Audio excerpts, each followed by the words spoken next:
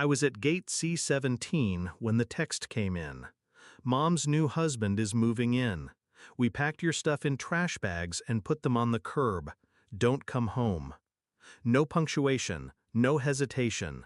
I stared at the screen until my boarding group was called. Replied with one word, copy.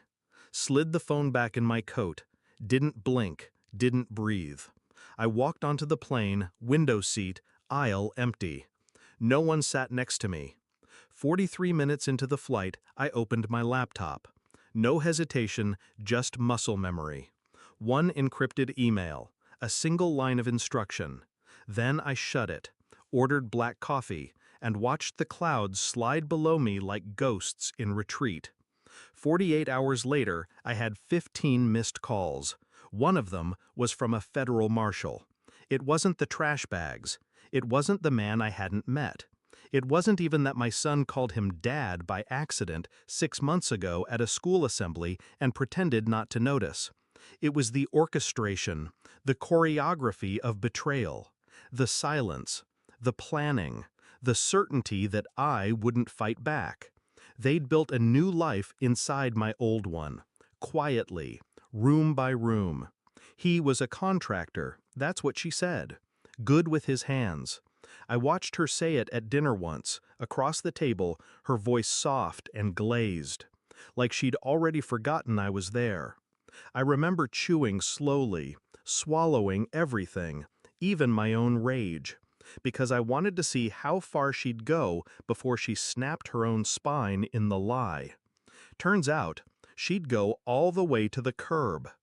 I stayed in a rented apartment, paid cash, no address forwarding.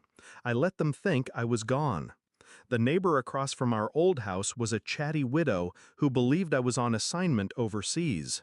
She sent me ring footage every day.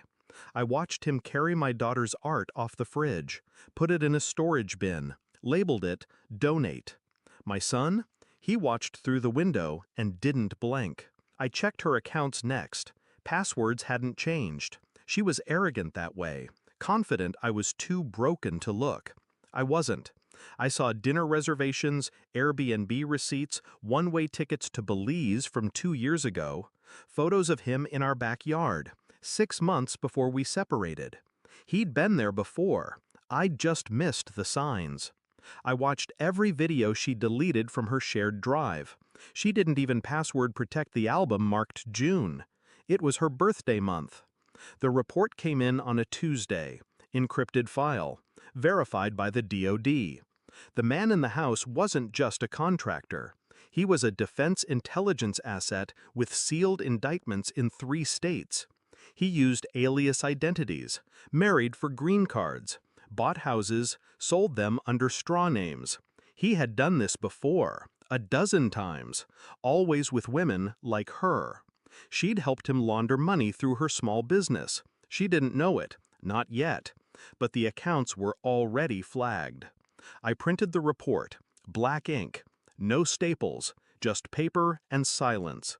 Then I drove, parked 2 blocks away, walked the rest, knocked once. She opened the door in a robe that used to be mine. "Where have you been?" she asked, voice low. I handed her the file, watched her face collapse in stages. Confusion, recognition, horror. She clutched the doorframe to steady herself. Said nothing. Neither did I. He came home 20 minutes later. I was still in the driveway. He froze when he saw me. Car door half open, keys still in his hand. I smiled once. Not wide. Just enough to let him know I knew everything. She stumbled out behind me, holding the folder like it was radioactive. He asked me one thing. "Where'd you get this?" I didn't answer. Didn't need to. The black SUVs turned the corner seconds later. Federal marshals, unmarked. They moved fast. He ran. She screamed. I stood in the driveway, still holding my coffee, and watched her world fall in on itself. Quietly, efficiently, just like she'd planned mine. My son called me 2 days later. Said he didn't know. Said he didn't mean the trash bags. I told him it didn't matter, because it didn't. He'll understand one day.